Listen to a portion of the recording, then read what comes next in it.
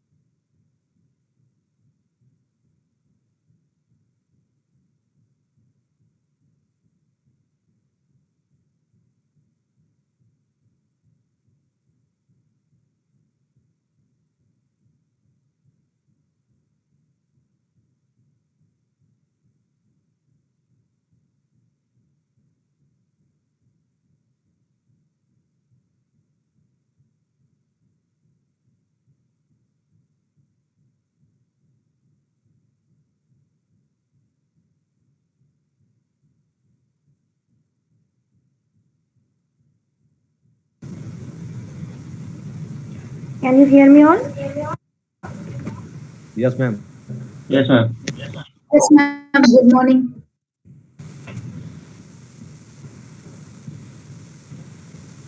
Okay.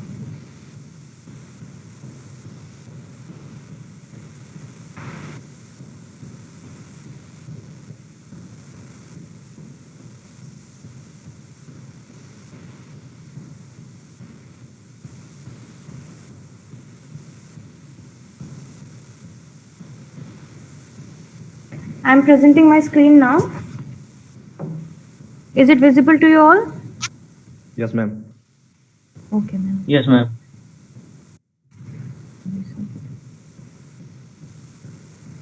Yeah. This is a basic code to add two numbers using function. Okay.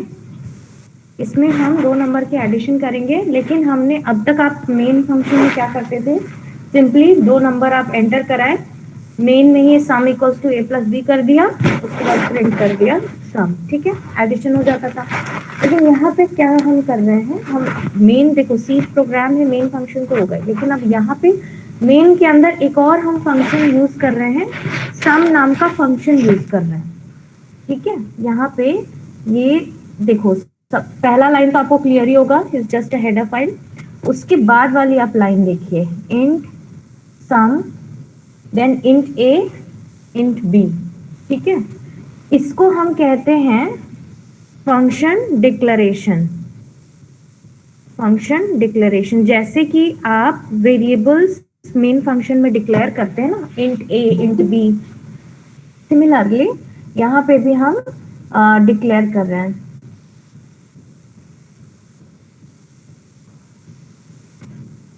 Okay, तो function हमने मतलब कि जैसे ही compilation में ये कोड जाएगा, then it will realize, okay, a function is being declared and this function is somewhere going to be used in the code. Okay, तो then इसका definition, function definition एक होता है, declaration, definition and function call, 3 aspects are there for a function. Okay,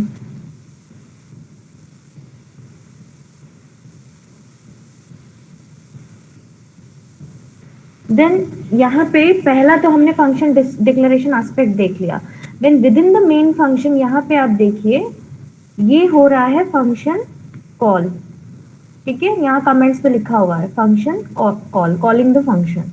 and तीसरा यहाँ पे जो aspect है, this is your function definition, ठीक है। अब इन तीनों का मतलब क्या है? डिक्लेरेशन तो जैसे बताया कि हम ये डिक्लेयर कर रहे हैं कि somewhere we are going to work on this function और somewhere this function is being used, will be used in the program, यहाँ ये प्रोग्राम में कहीं यूज होगा। अब कॉलिंग मीन्स जहाँ पे अब इस फंक्शन के इम्प्लीमेंटेशन की जरूरत है, ठीक है, वहां पे लाइक यहाँ पे अब हमें ऐड करने हैं 2 नंबर्स, तो एक तीसरा वेरिएबल num3 पे हम सम फंक्शन को कॉल करके उसकी जो भी वैल्यू रिटर्न होगी उसको हम उस पे रिटर्न कराएंगे, num3 वेरिएबल पे रिटर्न कराएंगे। एंड लास्टली फंक्शन डेफिनेशन की एक्चुअली इस फंक्शन को जो यूजर ने डिक्लेयर किया है इसमें क्या इम्प्लीमेंट होने वाला है, means what will be the code in that function which is defined by the user. अब जैसे लाइब्रेरी प्री डिफाइंड फंक्शंस आपको मालूम ही है, कुछ जैसे आप कोई भी जैसे printf scanf भी आपके प्री डिफाइंड फंक्शंस हैं, ठीक है, या आप लोगों ने स्ट्रिंग में देखा strlen, या math.h हेडर फाइल में कई फंक्शंस हैं, सम स्क्वायर रूट के, पावर के, ये सब पहले से सी की लाइब्रेरी में बने हुए हैं, ठीक है। We don't need to define those things, those functions, वो जस्ट हम सिंपली क्या करते हैं, फंक्शंस कॉल करते हैं। ये जो हम printf scanf जो स्टेटमेंट्स हम दे रहे हैं ये हम सिंपली इसको कॉल कर रहे हैं, ठीक है। लेकिन printf की भी अपनी एक कोई डेफिनेशन है, scanf की भी अपनी डेफिनेशन है, बट हमारा उससे कोई पर्सपेक्टिव नहीं है, हमारा कोई रेलेवेंस नहीं है। क्यों? क्योंकि ये सी की लाइब्रेरी में पहले से बने हुए हैं and these are stored in a header file named stdio.h, ठीक है। इसलिए हमें इन stdio.h को इंक्लूड करना जरूरी हो जाता है, वरना कंपाइलेशन के टाइम पे जो printf scanf की जो डेफिनेशन है वो इंक्लूड नहीं हो पाएगी कोड में और फिर वो एग्जीक्यूट नहीं हो पाएगा, ठीक है। तो अब हम सिंस यूजर डिफाइंड फंक्शन है तो अब हम अपने चॉइस के हिसाब से डिफाइन कर रहे हैं फंक्शन, तो we need to declare it, we need to define it and we need to call it as per our requirement. तो डिक्लेरेशन का एक प्रोटोटाइप होता है, तो डिक्लेरेशन के प्रोटोटाइप पे चलते हैं। इट इज INT, ठीक। रिटर्न टाइप पहला होता है, रिटर्न टाइप, जो कि हम INT हो गया या आपका void हो गया, डिपेंड की है ये फंक्शन किस तरह की वैल्यू रिटर्न करेगी। अब रिटर्न से क्या मतलब है, देखो जैसे यहाँ पे अब मेन बॉडी में आइए, मेन की फंक्शन की बॉडी में यहाँ num3 इक्वल्स टू सम, यहाँ फंक्शन कॉल हो रहा है, ठीक है। अभी इतना ही देखो आप, सम फंक्शन कॉल हो रहा है इतना ही समझो। तो इसका मतलब num3 जो वेरिएबल है इसमें सम जब एग्जीक्यूट हो जाएगा तो कोई वैल्यू रिजल्ट आके स्टोर होगी, है कि नहीं। That means sum function execute होने के बाद कोई वैल्यू num3 को देगा, that means it is returning some kind of value to num3, means assigning some kind of value to num3। और कॉल जब हो रहा है तो ये कॉल करने वाला फंक्शन कौन सा है, सम फंक्शन को कॉल करने वाला फंक्शन कौन सा है, मेन है ना। Main function is calling the sum function, है कि नहीं। ये वाली लाइन क्लियर हो रही है कि मेन फंक्शन इज कॉल्ड, हाँ। तो that means sum function is returning some value to the main function and that is getting assigned to the variable num3। तो ये दैट मीन्स यहाँ कोई वैल्यू रिटर्न हो रही है। अब किस तरह की वैल्यू, इंटीग्रल वैल्यू है, तो हमने यहाँ इस फंक्शन की रिटर्न टाइप स्पेसिफाई कर दी इंट। अगर सपोज हम ये कोई वैल्यू रिटर्न नहीं करता, ठीक है, वो भी मैं करके आपको बताऊंगी कि वैल्यू मान लो रिटर्न हमें कोई नहीं चाहिए, तो वहां हम वर्ड स्पेसिफाई कर सकते हैं एज गुड एज मेन में आप जैसे देते हो, कभी वर्ड मेन यूज करते हो, कभी इंट मेन यूज करते हो, डिपेंड करता है कि नहीं आपकी चॉइस के हिसाब से। Is the same return type specify करना, ठीक है। Then hello ma'am. हाँ बोलिए मैम अगर हम लोग ऊपर इंट की जगह पर वॉइड स्पेसिफाई कर दे और रिटर्न a प्लस बी ही दे दे तो क्या होगा? एरर पता नहीं लगेगा कि कुछ आपके मींस ऑब्वियसली वॉइड के साथ रिटर्न, वो तो सिंटैक्टिकल एक पैरामीटर्स क्लैश हो जाएगा। इंट हम रिटर्न तभी स्पेसिफाई करते हैं जब कोई फंक्शन की वैल्यू में रिटर्न करनी होती है कि नहीं। तो इसलिए वॉइड के साथ हम रिटर्न स्टेटमेंट स्पेसिफाई नहीं करते हैं। नहीं, अगर मैंने कर दिया तो एरर बता देगा। अब ये आप देख, ये अब एग्जैक्टली मुझे हर कॉम्बिनेशन का आउटपुट तो याद नहीं, आप करके देखिएगा क्या आता है। आई गेस एरर आना चाहिए, या एरर अगर नहीं भी आता है मोस्ट प्रोबेबली आना चाहिए, ठीक है। तो आपकी आउटपुट आप फिर कैसे वैल्यू रिटर्न ही नहीं हो पाएगी, क्योंकि यहाँ इंट स्पेसिफाई नहीं है, कॉलिंग फंक्शन को वैल्यू रिटर्न करके देगा ही नहीं, है ना। मैम वो जो फंक्शन डिक्लेरेशन के बाद ही तो फंक्शन डेफिनेशन आएगा ना? आपकी चॉइस पे, वो मैं सब अभी इम्प्लीमेंट करके दिखाऊंगी सब कुछ। यहीं पे मैं डिफाइन भी कर दूंगी, जैसे आप करते हो कि int a equals to 10 main में, अगर मान लो कोई वेरिएबल लिया, आप int a इक्वल्स टू 10 करते हो, दैट इज ऑल्सो वैलिड। या int a कर लेते हो, बाद में कहीं पे जाके a इक्वल्स टू कोई वैल्यू असाइन करते हो, दैट इज ऑल्सो वैलिड, है कि नहीं। तो ये जरूरी नहीं है कि डेफिनेशन और डिक्लेरेशन हम अलग अलग ही करें, वो मैं एक साथ भी अभी आपको करके इम्प्लीमेंट करके आउटपुट दिखा दूंगी, ठीक है। Okay, coming to the function name, it is as good as your how you define your variable names according to your choice, ठीक है। बस keywords आप नहीं यूज कर सकते, you have to keep that in mind. उसके बाद ये जो पैरामीटर्स आते हैं, ठीक है, ये जो हमने सम फंक्शन जो हमने नेम डिफाइन किया, इसमें int a int b, ये हमने दो पैरामीटर लिए। ये एक भी हो सकता है, ये बिना कोई पैरामीटर्स के वर्ड भी हो सकता है, ठीक है। ये n नंबर ऑफ पैरामीटर्स हो सकता है, 3 4 5, ये हमारे यूज पे है, हमारी फंक्शन पे, मतलब हम कैसा फंक्शन बना रहे हैं, हमें कैसी वैल्यूज उसमें चाहिए, ये हमारे ऊपर है। तो यहाँ हम एडिशन कर रहे हैं दो इंटीजर नंबर का, तो हमने int a और int b लिया। एक और चीज इसमें आप लोगों ने टर्म सुना होगा, formal parameters and actual parameters, या formal arguments and actual arguments, ठीक है। तो ये जो हमने int a भी वेरिएबल लिया, these are actually formal parameters, means अभी हम ये स्पेसिफाई कर रहे हैं, ठीक है। बट जब हम इस फंक्शन को कॉल करेंगे, ठीक है, जैसे यहाँ फंक्शन जब कॉल हो रहा है num1 एंड num2, इसके पहले printf scanf से दो वैल्यूज यूजर के थ्रू एंटर हो चुकी है num1 एंड num2 में, सपोज 4 एंड 5। तो यहाँ पे एक्चुअल वैल्यूज क्या चली जाएंगी जब कॉल होगा। मान लो यूजर ने num1 और num2 में आपका 4 और 5 इनपुट दिया था, तो ये जब एक्चुअली कॉल हो रहा होगा तो इसमें वैल्यूज कौन सी पास होंगी, 4 एंड 5, num1 एंड num2 की जगह, ठीक है। इसको कमेंट पे मैंने लिख के दिखाया है। तो इसका मतलब ये जो 4 एंड 5 है, these are actual arguments being passed, या एक्चुअल पैरामीटर्स हम इनको कहेंगे। और ये जो हम लोगों ने यहाँ डिक्लेरेशन में दिया int, these are formal, okay, ठीक है। तो उस, और अगर मान लो अगर हम रियल वैल्यूज पर डील करेंगे तो यहाँ फ्लोट दे देंगे, कि हमारी चॉइस पे है, डेटा टाइप हमें किस तरह का चाहिए उस तरह का हम आर्ग्यूमेंट डिक्लेयर करते हैं, ठीक है। उसके बाद अब यहाँ पे ये सब तो आपको क्लियर हो गई, वेरिएबल हम डिक्लेयर कर रहे हैं, printf scanf हमने दो नंबर्स इनपुट ले लिए यूजर से। एंड नाउ फंक्शन जैसे यहाँ पे कंट्रोल आपका सिक्वेंशियल है सी में कंट्रोल फ्लो, तो जैसे यहाँ num3 पे आएगा सम फंक्शन की कॉलिंग आएगी, तो क्या होगा, कंट्रोल डायरेक्ट इस फंक्शन के डेफिनेशन पे पास हो जाएगा। मींस यहाँ पे ये कहाँ पे इसकी जहाँ डेफिनेशन है वहां पे ये कंट्रोल आ जाएगा।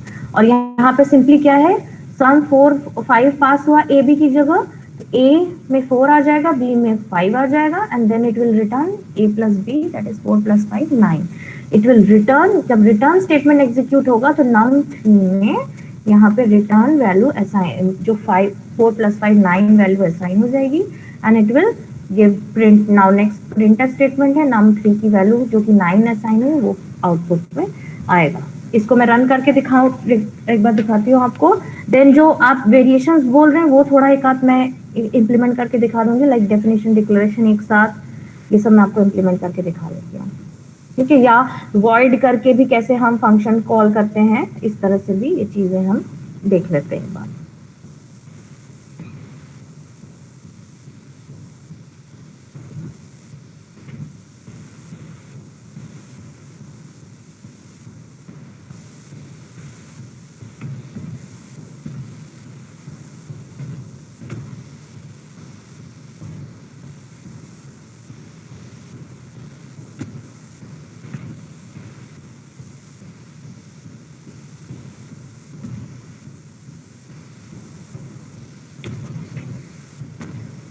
कंपाइल हो गया, ठीक है। नाउ हम इसको रन कराएंगे। एंटर फर्स्ट नंबर, ठीक है। सपोज हमने दिया 4, एंटर सेकेंड नंबर हमने दिया 5, sum of the entered numbers is 9, ठीक है। आउटपुट आ गया। अब हम अगेन वापस कोड पे चलते हैं, ठीक है। तो ये फंक्शन मीन्स 2 नंबर हम ऐड ही कर रहे हैं, जो हम मेन में पहले सिर्फ 3 A B सम वेरिएबल लेके कर लेते थे, अब हम उसको with the help of function कर रहे हैं, ठीक है। और एक चीज जो आपने ये जो यहाँ हमने डिक्लेयर किया था ना, तो अब ये अलग अलग हमने डेफिनेशन किया, इसको हम क्या करते हैं,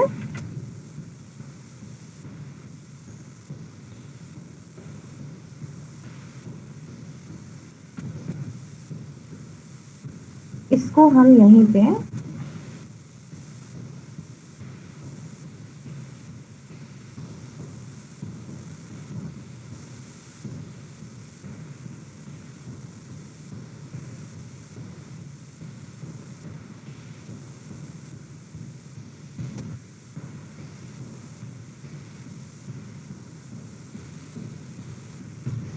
ये आपका डिक्लेरेशन एंड डेफिनेशन दोनों हो गया साथ में।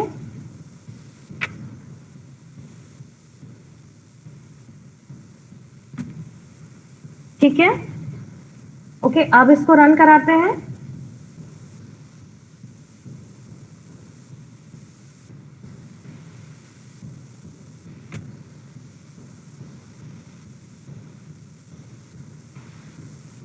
ओके, रन हो गया, सॉरी कंपाइल हो गया। अब इसको, इसका आउटपुट देखते हैं, ठीक है। कोई भी दोनों 9 आ गया, सम ऑफ द एंटर्ड नंबर्स। तो कोई क्या फर्क पड़ा, हमने अगर डेफिनेशन और डिक्लेरेशन अलग अलग किया पहली बार में और हम दूसरी बार में एक ही जगह कर रहे हैं, तो कोई फर्क तो नहीं पड़ रहा है हमारे कोड में। इस जस्ट कि आप जैसे वेरिएबल्स, आप कभी वेरिएबल में उसी वक्त वैल्यूज डाल देते हैं, int a = 10 है, int b = 20, कुछ भी, या अगर जब आप एरे डिफाइन करते हैं उसी वक्त डिक्लेयर करते वक्त उसमें वैल्यूज डाल देते हैं। इस सेम लाइक कि आप यहाँ पे फंक्शन डिक्लेयर के साथ साथ डिफाइन भी कर दिया आपने उसका कोड, और यहाँ पे अलग अलग आपने नहीं किया, ठीक है। ये आपके ऊपर, it's totally on the users choice. इसका कोई रूल नहीं है कि इसको इसी तरह करना ही है। Is that okay? लेकिन हाँ, डेफिनेशन जब आप दे रहे हैं ध्यान रखिएगा, it will not include that semicolon. जब आप डिक्लेयर कर रहे हैं वहां सेमीकोलन होगा, लेकिन जब आप डिफाइन करेंगे वहां सेमीकोलन फंक्शन फर्स्ट स्टेटमेंट के नहीं होता है। ओके, अब हम यहाँ पे देखो रिटर्न a+b कर रहे हैं, तो इसका मतलब यहाँ पे वैल्यू असाइन हो रही है और यहाँ प्रिंटफ स्टेटमेंट है मेन फंक्शन में। लेकिन अगर हम यहीं पे मान लो एक हम वेरिएबल डिक्लेयर कर देते हैं,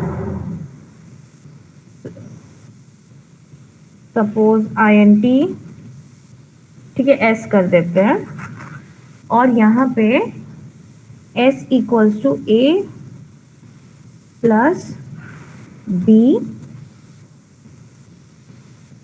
ये रिटर्न अब यूज नहीं करेंगे हम, ठीक है। और यहाँ पे ये जो प्रिंट एफ वाली स्टेटमेंट है, हमें वैल्यूज ही तो आउटपुट देनी है ना।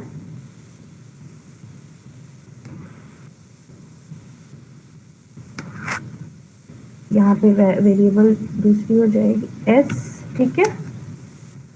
और अब इन स्टेटमेंट्स का कोई मतलब नहीं है, कमेंट मैंने कर दिया, ठीक है।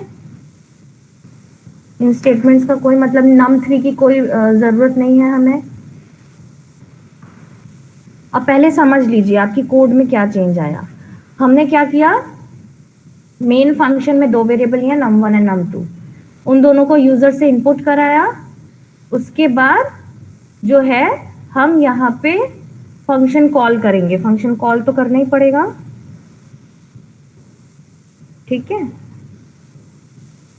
num1 num2, डिफरेंस क्या है, फंक्शन कॉल करके मीन्स एक दूसरे वेरिएबल में जो वैल्यू असाइन हो रही थी वो चीज हम नहीं कर रहे हैं, ठीक है। वैल्यू जो असाइन हो रही थी उससे अब हमें कोई लेना देना नहीं है, num3 से हमें कोई लेना देना नहीं है। अब जैसे ही सम num1 num2 कॉल होगा उसी तरह कंट्रोल क्या आ जाएगा, सम फंक्शन पे आ जाएगा, ठीक है। और यहाँ पे एक वेरिएबल s डिक्लेयर्ड है जिसमें कि हम value a plus B store कर रहे हैं, उसको हम प्रिंट करा दे रहे हैं। तो क्या अब ये जो मेन फंक्शन जो कॉल कर रहा है सम को, तो अब हमें मेन फंक्शन में तो कोई वैल्यू रिटर्न की जरूरत नहीं है। मेन फंक्शन में तो अब इस सम से जो वैल्यू आ रही है उसका कोई यूज नहीं है कि नहीं, कोई यूज नहीं है, हम डायरेक्ट उसमें प्रिंट कर सकते हैं। एक बार इसको रन करके देख लेते हैं।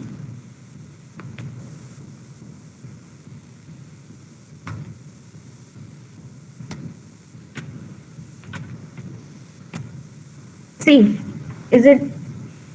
it is working as it was working earlier, ठीक है। हमें जो आउटपुट चाहिए था कर लिया। अब उसको उसको वॉइड भी तो करते हैं, एक सेकेंड। तो अब यहाँ कोई रिटर्न टाइप नहीं है तो हम इसको वॉइड भी कर सकते हैं, ठीक है। और रिटर्न देखो यहाँ कोई रिटर्न स्टेटमेंट नहीं है, ठीक है, कमेंट कर दिया उसको मैंने। अगेन इसको अब हम रन करते हैं।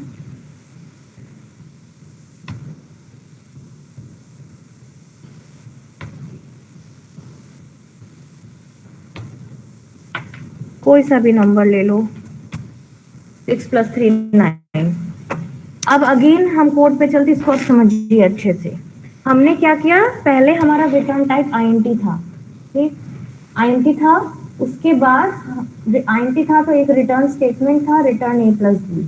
इसका मतलब मेन पे ये सम फंक्शन मेन फंक्शन को कोई वैल्यू रिटर्न करके दे रहा था और वो वैल्यू हम num3 वेरिएबल में असाइन कर ले रहे थे और उसके बाद हम उसको प्रिंट कर रहे थे। मींस मेन फंक्शन में सम की दी हुई वैल्यू यूज कर रहे थे। लेकिन अब इस कोड में हमने क्या किया, हम यहीं पे सम से जो वैल्यू आ रही थी उसका जो हमें यूज करना था, डिस्प्ले करना था, हमने कर लिया उसी में, सम फंक्शन में ही, ठीक है। तो अब हमें सम फंक्शन को कुछ रिटर्न करके मेन को नहीं देना है, तो हम उसका रिटर्न टाइप वॉइड कर दिए।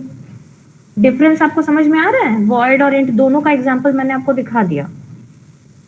बेसिकली इंट तब यूज करते हैं जब कुछ रिटर्न वैल्यूज हमें स्पेसिफाई करनी होती है, ओके। रिटर्न अगर नहीं है तो हम वॉइड भी दे करके इंप्लीमेंट कर सकते हैं। Is it clear? Yes, ma'am. Yes, ma'am. Ma'am okay, हाँ बोलिए। फंक्शन की जो कॉलिंग होगी वो मेन से ही शुरू होगी? बिल्कुल, देखो मतलब अपने आप को कॉल कैसे करें, कॉल करेंगे एक तो चीज आप उसको हम समझिए, जो मेन ड्राइवर फंक्शन है, मींस मेन जो आपका कोड रन कर रहा है वो मेन फंक्शन की वजह से रन कर रहा है। मेन फंक्शन अगर नहीं है आपके कोड में तो आपका फर्स्ट ऑफ ऑल तो कोड ही रन नहीं करेगा, ठीक है। अगर मेन आपके कोड में है नहीं तो वो रन नहीं करेगा। आप हमेशा सी का एक वेल डिफाइंड रूल आप ये हमेशा गांठ बांध लीजिए, या किसी भी language, a main function has to be there, ठीक है, and more than one main function is never allowed. एक मेन फंक्शन आपको चाहिए and it is the main controlling aspect of your program. तो फंक्शन कॉल होना, ठीक है, ये चीजें तो आपको मेन से ही करनी पड़ेंगी। अच्छा, अभी आपको लग रहा होगा कि दो नंबर ऐड करने के लिए हम क्यों इतना कोड कॉम्प्लिकेटेड कर रहे हैं, फंक्शन बना रहे हैं, ये कर रहे हैं, वो कर रहे हैं। But again I will say you the same thing, जैसा मैंने पहले भी कहा था, ये एक छोटा सा सिनेरियो है, but coding and programming is not up to these few lines, it is not limited to these few lines, okay, it's a very big aspect, मतलब बहुत बड़े डोमेन में आपको काम करना है। तो मान लो हो सकता है कि कोई एक पर्टिकुलर एक मैथमेटिकल आपने कुछ लॉजिक बनाया है जो आपके प्रोग्राम में 100 मीन्स जो भी आपका कंप्लीट प्रोग्राम आपने कोडिंग करी है वहाँ 100 टाइम्स वो वैल्यू मीन्स वैसा लॉजिक कैलकुलेट होना है, तो क्या 100 टाइम्स आप वो पूरा कोड लिखोगे या सिर्फ एक फंक्शन उस कोड का बना दोगे और 100 टाइम्स वो एक लाइन से उसको कॉल कर लोगे? लाइक अगर ये सम नाम का जो फंक्शन हमने बनाया ये 100 जगह हमें चाहिए, तो क्या डिक्लेयर करके वैल्यूज लेके करें या एक फंक्शन हम बना दें और which will be more easier and more you can say understandable and more compact form of programming. Obviously जब हम फंक्शन यूज करेंगे ना rather than हमने हमेशा कोडिंग में ये ध्यान रखना है unnecessarily exaggerated code repetitive code हमें अवॉइड करना होता है, ठीक है? अननेसेसरी कॉम्प्लिकेटेड कोड हमें नहीं करना होता है। तो ये सब अलग अलग एस्पेक्ट्स हैं जो आपके होते हैं, ठीक है? तो अब ये एक पीडीएफ मैं शेयर कर रही हूँ आपके ग्रुप में, ठीक है? वो just it is for your practice, okay? आप इसकी सबमिशन की कोई टेंशन नहीं है, मतलब लेकिन आप लोग एनफ मैच्योर्ड है कि इतना मैं एक्सपेक्ट कर सकती हूँ कि आप ये क्वेश्चंस खुद प्रैक्टिस करके ईमानदारी से अपनी प्रैक्टिस अच्छे से बनाएंगे। Yes ma'am.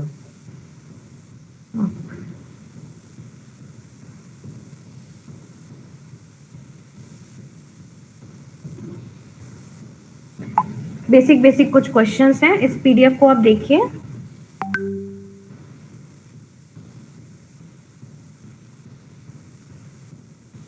I have stopped presenting, ठीक है? अभी स्क्रीन पे मैं कुछ प्रेजेंट नहीं कर रही हूँ, सो डोंट गेट कि आपको स्क्रीन नहीं दिख रही है।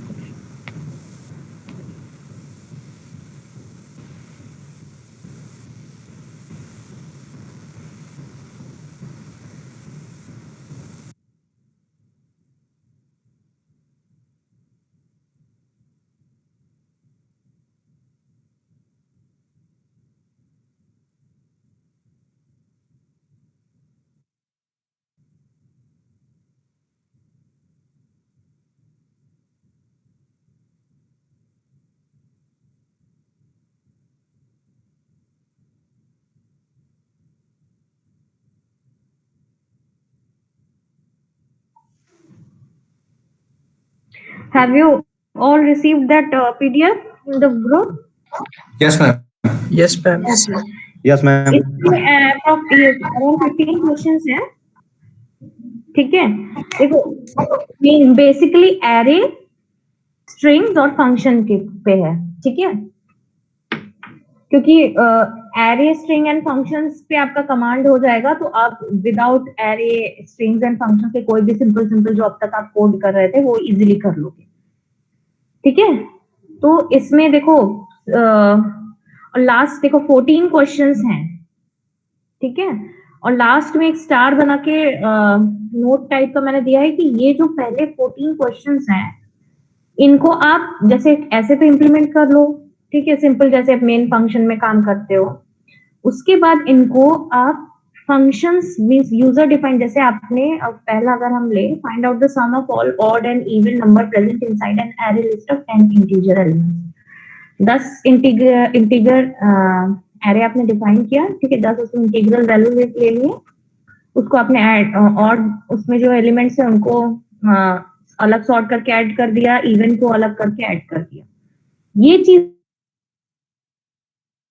कर लोगे, ठीक है? इसी का एक अलग से यूजर डिफाइंड फंक्शन बना लो, ठीक है? और वो जो इम्प्लीमेंट मीन्स ऑड और इवन को फिल्टर करके एडिशन करना, वो चीजें आपके उस फंक्शन में होंगी, ठीक है? जो ये कोड मतलब करने के लिए आपको दिया गया है टास्क, एक बार ऐसे इम्प्लीमेंट करो, उसके बाद उसका एक फंक्शन बना के इम्प्लीमेंट करो, समझ रहे हो? मीन्स एक तरह से एक ही कोड को आपको दो तरह से करना है। आप you all go through that these questions and कुछ डाउट वगैरह है आप पूछिए मुझसे। मैम वो मैट्रिक एडिशन तो हम लोग को नहीं बताया गया था, उसको मैट्रिक्स कैसे फॉर्म करेंगे? देखो मैट्रिक्स इस क्या है आपका रोज एंड कॉलम्स का इम्प्लीमेंटेशन 2D एरे पिछले लैब में मैंने आपको बताया था, ठीक है। और एडिशन का आपको फॉर्मेट भी बताया था कि आप लूप चलाओगे, 2 लूप IJ से चलेगा, है ना, और उसके बाद यस मैम बताई थी आप।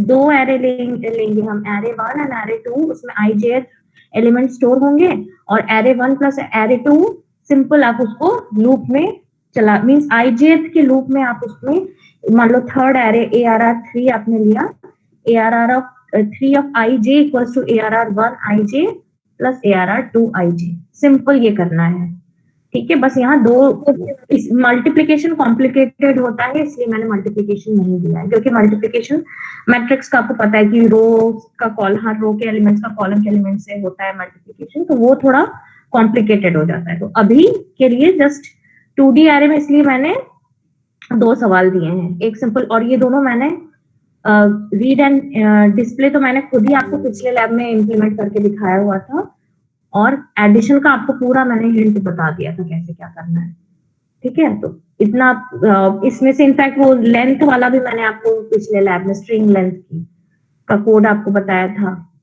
इसमें काफी कुछ मैंने आपको एग्जांपल्स दिया कि डेसिमल टू बाइनरी का मैंने एक बार कहा था कि आप खुद ट्राई करिए। तो these are you can say are the base of your coding, इस तरह के क्वेश्चंस। इसके अलावा बहुत से क्वेश्चंस है, बहुत तरह की तो सीरीज ही है, बहुत तरह के नंबर्स हैं, लाइक आर्मस्ट्रॉन्ग नंबर है, ठीक है, परफेक्ट नंबर है, ऐसे ये सब कोड अगर आप कर लोगे ना तो मतलब आपका एटलीस्ट बेस आप कह सकते हो कि आपने क्लियर कर लिया है। उसके बाद तो कोडिंग मतलब इसका कोई लिमिट नहीं है, एन नंबर ऑफ क्वेश्चंस बन सकते हैं, एन नंबर ऑफ लॉजिक्स हैं इसके, ठीक है। You all go through the questions, किसी को कोई डाउट है तो बोलिए। बहुत मतलब बेसिक ही क्वेश्चंस हैं, कोई बहुत टिपिकल सा कोई आर्ट के लॉजिक इसमें नहीं यूज करना है। हेलो मैम, मैम मुझे 12 की क्वेश्चन है ना, compare two strings with and without string strcmp function, हाँ, मैम वो कंपेयर क्या करेंगे, लेंथ? नहीं, स्ट्रिंग कंपैरिजन क्या होता है, means both the strings are same और नॉट, है ना। लाइक आपने 2 स्ट्रिंग लिया, दो सपोज आपने अपना नाम लिया, ठीक है, या सपोज वाराणसी और वाराणसी दोनों स्ट्रिंग्स लिया, तो अगर वो दोनों सेम है, ठीक है, यहाँ पे लोअर केस अपर केस की भी कंपैरिजन होती है, ठीक है, C is a case sensitive language ना, तो उस हिसाब से अगर दोनों सेम कैरेक्टर्स हैं दोनों स्ट्रिंग में और सेम केस में है, तो आउटपुट आपका आएगा कि yes both the strings are same, ठीक है। और अगर कहीं पे भी डिफरेंस मींस अगर तीसरे चौथे मींस अगर आप स्ट्रिंग कंपेयर, पहला दोनों लेटर्स सेम है, दूसरा सेम है, तीसरे में कोई डिफरेंस, वहीं पे वो कंपेयर करना बंद हो जाता है and the output immediately is generated both the strings are not same. strcmp इसका इनबिल्ट लाइब्रेरी फंक्शन है, पहले आप उसको इंप्लीमेंट करके देखो। मैंने पिछली लैब में कहा था 4 function, strlen, strcmp, strcat and strcpy, इन चारों को आप इंप्लीमेंट करके देखो, ठीक है। लाइब्रेरी फंक्शन यूज करके देखो string.h से, उसके आउटपुट को देखो, उसके बाद वो उसके बारे में थोड़ा पढ़ो कि ये क्या है, और फिर आप खुद का लॉजिक बना के कोड करो। strlen का तो आपको दिखाया ही था मैंने कोड सामने रन करा करके, ठीक है। इसका कोई देखो, इसलिए मैंने ये सबमिशन या असाइनमेंट आपको नहीं दिया है कि take your time and try to implement these basic questions, okay, there is no deadline. See मेरा पर्सपेक्टिव है you learn coding rather than कि submission of assignments you are concentrated on, ठीक है। आप सीखिए, सीखना ज्यादा जरूरी है, okay. So take your time and but be honest with practicing these questions, ठीक है। और शुरू में तो मैंने ये भी आपको कहा था कि जब बेसिक आप स्टार्ट कर रहे हैं कोडिंग करना, अब बुक से ही देख देख के कोड करिए, ठीक है, इंटरनेट से देख के आप कोड करिए, लेकिन सिर्फ कोड वो आउटपुट आ गया और हमने सबमिट कर दिया, ये आपका पर्सपेक्टिव नहीं होना चाहिए। आपको नहीं आ रहा है, आप कहीं से हेल्प लीजिए, लेकिन उस चीज को समझने की कोशिश कीजिए, और समझने के लिए आपके टीचर्स हैं, आपके बैचमेट्स हैं, किसी से भी आप हेल्प ले सकते हैं, ठीक है, लेकिन B honest with your learning. और किसी को कोई डाउट है?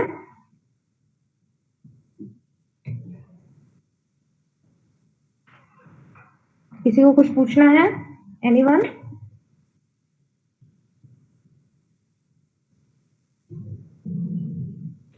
मैम हम्म मैम अभी तक मैं मैम सेकेंड असाइनमेंट के बाद में अभी कोई असाइनमेंट मतलब मैं सबमिट नहीं किया हूँ और अच्छा। लेकिन क्यों कोई स्पेसिफिक रीजन क्यों आपने नहीं सबमिट किया? मैम थोड़ा प्रॉब्लम थे और मतलब और उसके बाद मैं स्टार्ट किया हूँ मतलब असाइनमेंट बनाने, तो मैं 3 4 5 एंड अभी मतलब मैं 6 भी बना ही चुका हूँ, एक क्वेश्चन और बाकी है, तो मैम उसको मैं मतलब सबमिट कर दूँ ना, कोई दिक्कत नहीं है? लेकिन देखिए सबमिट करने को, लेकिन ये आप थर्ड असाइनमेंट से नहीं कर रहे हैं। आई अगर अभी की बात करूं मैं तो 9 असाइनमेंट्स हो चुके हैं, ठीक है? Yes ma'am. और ये जो मैंने प्रैक्टिस क्वेश्चन दिया, ये अगर हम असाइनमेंट लेते तो आज ये 10वां होता। यस तो आप मैम। यस थर्ड से नहीं कर रहे हो तो you should have informed me earlier. आपको पहले थोड़ा बताना चाहिए था। सी, या आप कम से कम आपकी थ्योरी टीचर ज्योति मैम से डिस्कस करते, उनकी नॉलेज में होता ये बात, वो मुझे कन्वे कर देती कि ऐसा एक केस है इस तरह से, ठीक है? तो आप मतलब जो भी जेन्युइन रीजन हम समझते हैं, ऑनलाइन नेटवर्क इश्यूज रहते हैं, बहुत तमाम चीजें हैं, उसमें हमें नहीं जाना है, बट एटलीस्ट आपको पहले इन्फॉर्म करना चाहिए था, ठीक है?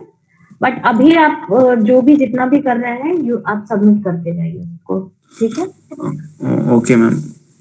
हाँ, ये चीजें देखिए, ऐसा नहीं है कि आपके साथ कोई जेन्युइन इशू है तो उसको कंसिडर नहीं किया जाएगा, बट अब आप आराम से, अब एग्जाम्स हो जाएंगे उसके बाद कोई आके बोलेगा कि मैम ये इस रीजन की वजह से हमने नहीं किया, तो this can not be allowed ना। यस ये मैम। चीजें मतलब जेन्युइन नहीं हो लगती है, लगता है कि आप बड़े कैजुअल है, कभी भी सबमिट कर देंगे मैम तो ले लेंगे। नहीं मैम, This is मेरा not कुछ good. रीजन इसलिए मैम, इसलिए ठीक है, आगे से ये चीजें ध्यान रखिए, किसी के साथ, दिस इज फॉर एवरीवन, किसी के साथ कोई इश्यू है, कोई पर्टिकुलर असाइनमेंट आप सबमिट नहीं कर पा रहे हैं, जो भी है, तो आप मुझे इन्फॉर्म करिए विद इन टाइम, ठीक है? काफी लोगों के साथ, एक आध लोगों का होता है कि कभी कुछ सिचुएशन में है वो नहीं सबमिट कर पाते हैं, तो आई गिव देम टाइम। ऐसा नहीं है कि आई एम लाइक कि नहीं तो अभी नहीं तो भाई जाओ, I will not consider assignment, I am not like that, ठीक है? But I appreciate being honest and time रहते आप ये चीजें, अगर आपका कैजुअल एटीट्यूड हो जाएगा कि अरे कभी भी कर दो, तो that I will not consider, okay? अभी के लिए ठीक है, ओके। फर्स्ट टाइम आप ऐसे बोले हैं तो आप सबमिट अभी कर दीजिए इस वीक के अंदर, मीन्स आज तो फ्राइडे है, यस मैम। नेक्स्ट क्लास के पहले तक आप सारे असाइनमेंट्स कंप्लीट करके सबमिट करेंगे, next Friday. Yes ma'am. Okay ma'am. ठीक है? Okay ma'am. मैम डिबगिंग पूछना है? बारे में कुछ बताए थे। मैम डिबगिंग के बारे में।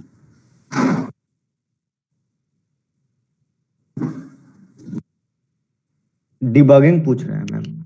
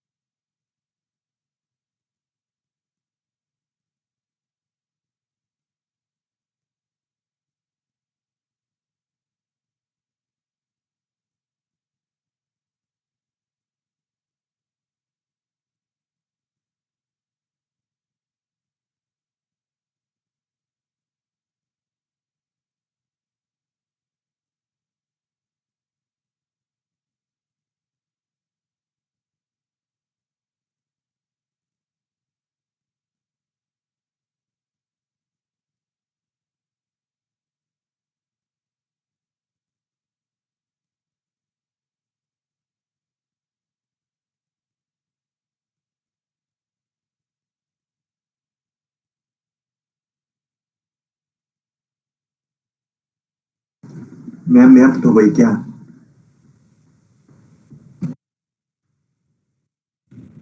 शायद लग रहा है। हाँ भाई। हाँ भाई हो गए। हम लोगों को व्यर्थ होना है क्या? नहीं नहीं, अभी वेट करिए थोड़ी देर।